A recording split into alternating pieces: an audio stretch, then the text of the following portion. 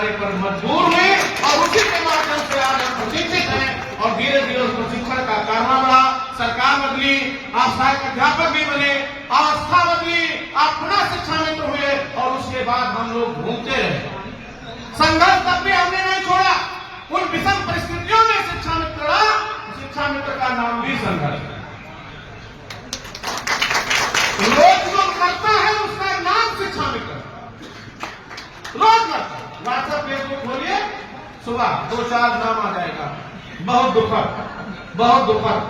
लेकिन उस पर मरहम लगाने का जिसने काम किया वो हमारे लिए भगवान की श्रेणी में है, पूजनीय की श्रेणी में है, वंदनीय की श्रेणी में है। ऐसे हमारे को मैं बार प्रणाम करता हूं।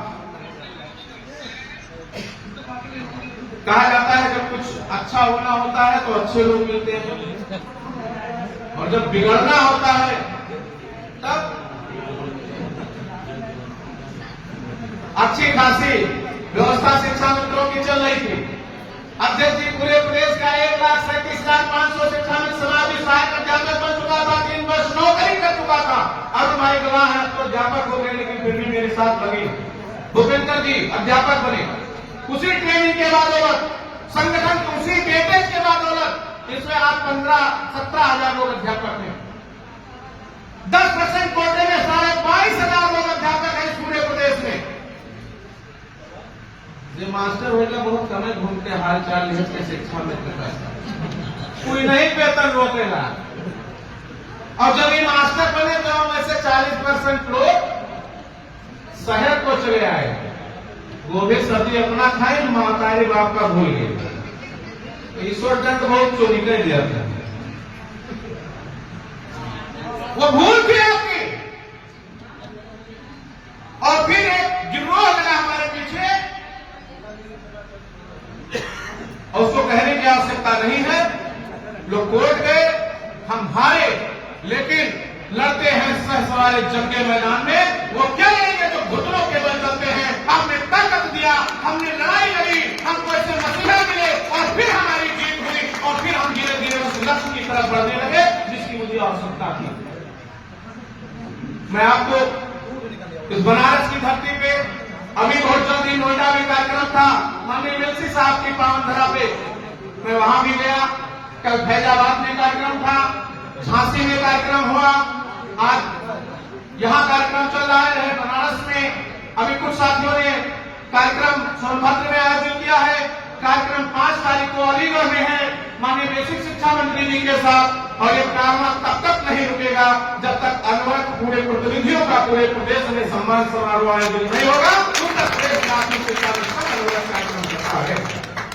मैं आपको आश्वस्त करता हूं कि जब इस प्रदेश में शिक्षा मित्र साथियों आंदोलन के नाम से लोग कांपते थे तो इस प्रदेश के शिक्षा मित्रों ने इस बीड़ा उठाया।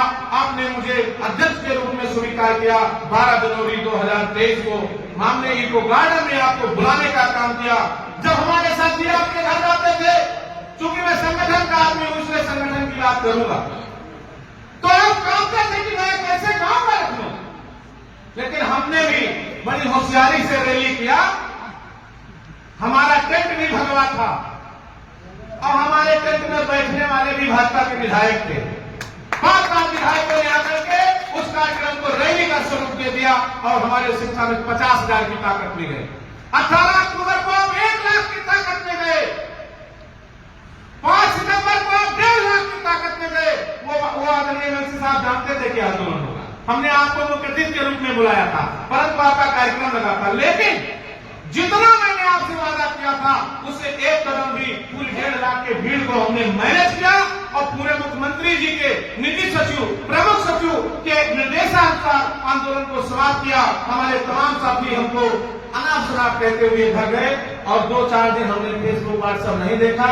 मेरे ऊपर क्या क्या लोगों ने कहा, संगठन को कहा, उत्तर प्रदेश प्राथमिक शिक्षा मित्र संघ के पदाधिकारी को कहा, लेकिन संघर्ष में अगर 4 हाथ आप आगे गए हैं और 2 हाथ बैक होकर के आप अगर सफलता प्राप्त करने के लक्ष्य की तरफ आगे बढ़े तो बैक हो जाना चाहिए। हमने आंदोलन में किया और माननीय मेलसी साहब से बात हुई। 18-16 अक्टूबर 2025 को माननीय मुख्यमंत्री जी से बात हुई और माननीय मुख्यमंत्री जी के निर्देश के क्रम में अनवरत क्योंकि समय कम है, अतिथियों को बोलना है। आप इसी स्क्रिप्ट में अपनी बात थोड़ी देर सुनिए। अनवरत जैसी शिक्षा मंत्री के बाद अधिकारियों के साथ बैठक, अधिकारियों के साथ बैठक के बाद पुनः मुख्यमंत्री के साथ बैठक, और उसके बाद निरंतरता में आपने हमारी पैरवी किया। बजट का आगाज हुआ, बजट सत्र चला, बजट में जिस दिन नाम नहीं आया शिक्षा में फिर उसी रूम में आ गया। हम लोगों ने धैर्य के साथ लिखा कि माननीय मुख्यमंत्री जी ने बजट की व्यवस्था कर लिया है, हमसे विचार विमर्श नहीं भरा, न हमसे पूछा गया था, लेकिन आपको भरोसा दिलाया हमने आपके बदौलत कि बजट में व्यवस्था हो गई है। माननीय मुख्यमंत्री जी इसमें अलग से अतिरिक्त घोषणा करेंगे। और साथियों, जब 19 तारीख को माननीय मुख्यमंत्री जी विधानसभा के 403 विधायकों के बीच में नहीं, 101 विधायकों ने विधान परिषद सदस्यों के बीच में बड़ी ऊर्जा के साथ घोषणा किया कि शिक्षा में 300 का नाम के वृद्धि किया जाता है 8,000, तो एक बार जोरदार ताली अध्यक्ष जी के लिए बनती है। क्या बड़ी चतुराई से अपने सदन में आप दोनों लोगों ने घोषणा कराया, इसके लिए बहुत बहुत बधाई। आपको धन्यवाद। इस मंच के माध्यम से, इस कार्यक्रम के माध्यम से माननीय मुख्यमंत्री जी को बहुत बहुत धन्यवाद, माननीय मंत्री जी को प्रणाम, माननीय मंत्री जी को धन्यवाद, पूरे सदन को धन्यवाद, क्योंकि कार्यक्रम बहुत चले। और मैं तो कहता हूं कि जो बीच राह में बैठे वो बैठे ही रह जाते हैं। जब लोग कहते थे कुछ होना नहीं, कुछ नेता लोग आके पुरता चमकाओ, कुछ नहीं होगा। उसके बाद निरंतर विधायकों के द्वारा का कार्यक्रम, विधान परिषद के द्वारा का कार्यक्रम, माननीय सांसदों के द्वारा का कार्यक्रम, मन में सोच के लोग जाते थे, लेकिन संगठन का निर्देश पर जाते थे। अगर आपने कार्य किया तो उसका परिणाम आपके सामने है।